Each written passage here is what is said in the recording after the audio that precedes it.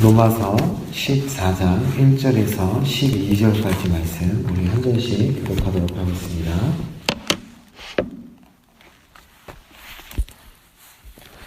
14장 1절입니다. 믿음이 연약한 자를 너희가 받되 그의 의견을 비판하지 말라. 어떤 사람은 모든 것을 먹을 만한 믿음이 있고 믿음이 연약한 자는 채소만 먹느니라. 먹는 자는 먹지 않는 자를 업신여기지 말고 먹지 않는 자는 먹는 자를 비판하지 말라. 이는 하나님이 그를 받으셨습니다. 하나님을 비판하는 너는 누구냐?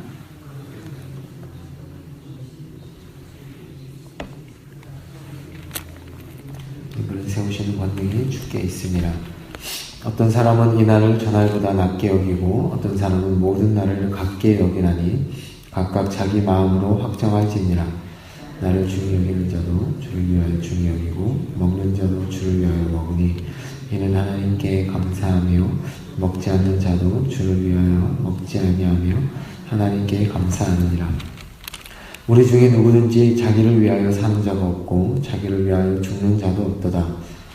우리가 살아도 주를 위하여 살고 죽어도 주를 위하여 죽느니 그러므로 사나 죽으나 우리가 주의 것이로다. 이를 위하여 그리스도께서 죽었다가 다시 살아나셨으니 곧 죽은 자와 산 자의 주가 되려 하시니라. 내가 어찌하여 내 형제를 비판하느냐? 어찌하여 내 형제를 업신여기느냐? 우리가 다 하나님의 심판대 앞에 서리라. 기록되었을 때 주께서 이르시되 내가 살았노니 모든 무릎이 내게 꿇을 것이요 모든 혀가 하나님께 자백하리라 하였느니라. 이러므로 우리가 각 사람이 자기 일을 하나님께 아니라. 아멘. 다름을 인정하라 라는 말씀으로 하나님 말씀을 보도록 하겠습니다. 바울은 오늘 1절에서 믿음이 연약한 자들을 받으라 라는 명령으로 시작합니다. 원문을 보면 논란이 되는 문제에 대해서 단정하거나 판단하지 말고 믿음이 연약한 자들을 너는 받으라 라는 말씀입니다. 뒤에 2절과 5절 그리고 21절을 볼 때 이 연약한 자는 누구냐면 채소만 먹는 자 그리고 어떠한 특정한 날을 중히 여겼고 그리고 고기와 포도주를 먹지 않는 자들을 사도 바울은 연약한 자라고 말합니다. 믿음이 약한 자들, 바울이 말하는 연약한 자들은 우상에게 바친 고기를 먹지 않아야 한다는 자들이었고 또한 반대로 강한 자들은 어떤 자들이었냐면 그리스도 안에서 이제 어떤 것을 먹어도 이제 상관없다고 하는 자들이 바로 강한 자들이다. 그리고 안식일이나 절기를 고수하는 자들이 연약한 자고 그리고 그리스도 안에서 다 완성되었다고 하는 그렇게 여기는 자들을 강한 자라고 사도 바울은 얘기합니다. 어떻게 생각하든 구원에는 문제가 없고 사랑하지 않아도 될 만큼 미워하고 배제해도 될 만큼의 결격 사유는 되지 않는다라고 사도 바울은 얘기합니다. 그것은 아무래도 좋은 일에 속한다라는 말입니다. 이것은 사도 바울이 오늘 14장에서 로마 교회를 배경을 두고 말씀할 때 두 부류가 있었다는 것입니다. 한 부류는 모든 음식을 먹어도 된다는 부류이고 또 한 부류는 부정한 음식은 먹으면 안 된다는 부류였습니다. 그래서 이 두 부류 간에 싸움이 일어난 것입니다. 한쪽은 유대파 그리스도인들이었고 또 다른 한쪽은 이방인파 그리스도인이었습니다. 믿음이 연약한 자들이라는 이 표현은 복음 자체보다는 관습을 고집하는 유대파 그리스도인들을 사도 바울은 연약한 자들이라고 표현하고 있습니다. 3절에 보니까 먹지 않는 자들이 먹는 자들을 비판했다라고 말합니다. 여기서 비판이라는 단어를 앞에서 1장과 2장에서도 계속 사도 바울이 언급을 했었는데 이 비판이라는 단어가 정죄하다라는 의미를 가지고 있습니다. 하나님께서 심판대에서 죄인을 내리치시는 행위를 담고 있는 단어입니다. 이 말은 유대파 그리스도인들이 이방인 그리스도인들을 그들의 구원의 문제까지 판단하였다는 의미를 담고 있습니다.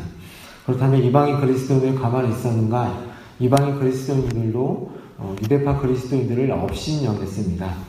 서로 물고 뜯고 싸웠다는 얘기죠. 그렇게 싸우는 교회를 보고 바울은 믿음이 연약한 그 유대인 그리스도인들을 지금 로마 교회에 있는 너희들, 이방인 그리스도인들 너희들은 받아주라라고 말씀하고 있습니다. 그들이 의견이 다르더라도 그리스도 안에서 한몸된 교회로 인정하고 수용하라는 말입니다. 바울은 순차적으로 로마에 귀환할 유대파 그리스도인들을 그들이 쉽게 고칠 수 없는 종교적 관습과 사고를 지금 당장 고칠 수 있는 것처럼 행동하고 그들을 업신여기지 말라고 로마 교회에 있는 그 이방인 그리스도인들에게 당부하는 말입니다. 믿음의 내용을 지키는 것도 중요하지만 거기에 이르기까지 사랑과 배려를 베푸는 것도 중요하다는 말입니다. 바울이 그렇게 명령하는 이유는 3절에 하나님이 받으셨기 때문입니다. 하나님은 이방인이든 유대인이든 다 받으시고 자녀로 삼아주셨기 때문에 너희도 그렇게 서로 받아주라는 말입니다. 서로가 다름을 인정하고 다양성을 인정하라는 것입니다. 그렇게 다양성이 용인되는 기준은 무엇이냐면 6절에 보면 주님을 위하여입니다. 주님을 위하는 것이 기준이 되기 때문에 너희는 받아주라는 것입니다. 중요한 것은 음식이나 날의 준수가 아닙니다. 왜 그것을 지키는가 하는 것입니다. 주를 위해서 해야 합니다. 죽는 것도 주를 위해서 하고 사는 것도 주를 위해서 해야 합니다. 주를 위한 일이 아닐 때는 하나님을 향한 사랑이 아닙니다. 또한 이웃을 위한 사랑이 아닙니다. 자기 자신을 위한 사랑입니다. 주를 위한다면서 주께서 사랑하시는 그 사람을 비판하거나 업신여길 수 없습니다. 믿음이 연약한 지체를 함부로 비판하거나 업신여기지 않는 것이 바로 사랑입니다. 하나님이 받은 사람을 내가 배제하는 것은 사랑이 아닙니다. 그가 서고 넘어지는 것의 주권은 주인이신 하나님께 있으니 우리가 함부로 비판하는 일은 월권행위입니다.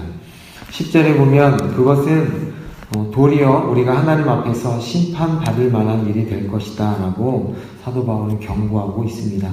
겉으로 의로운 듯 보이지만 그 마음을 보시는 주님께서 그 마지막 날에 우리가 낱낱이 하나님 앞에 자백할 것이다 라고 얘기하면서 너희는 비판하는 일과 그 업신여기는 일을 그만두라고 사도 바울이 경고하고 있는 것입니다.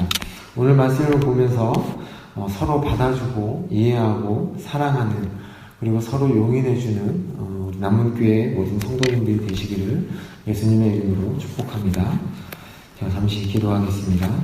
하나님 아버지, 하나님께서 우리를 한 가족으로, 한 형제로 부르셨습니다. 형제가 다른 생각을 가지고 있고 서로 다를지라도 하나님의 사랑으로, 하나님의 기준으로 저희들이 받아주고 용서하고 용인하는 저희들이 될 수 있도록 주님 은혜를 베풀어 주옵소서. 오늘 하루를 살아가면서 저희들이 다른 사람을 만나고 또한 교회에 다른 형제를 만날 텐데 그들을 만날 때 그들을 비판하지 않고 업신여기지 않고 하나님의 사랑으로 사랑하는 저희들 될 수 있도록 주님 인도하여 주옵소서. 그렇게 하신 하나님을 기대하며 살아계신 예수님의 이름으로 기도드립니다. 기도하시고 돌아가시겠습니다.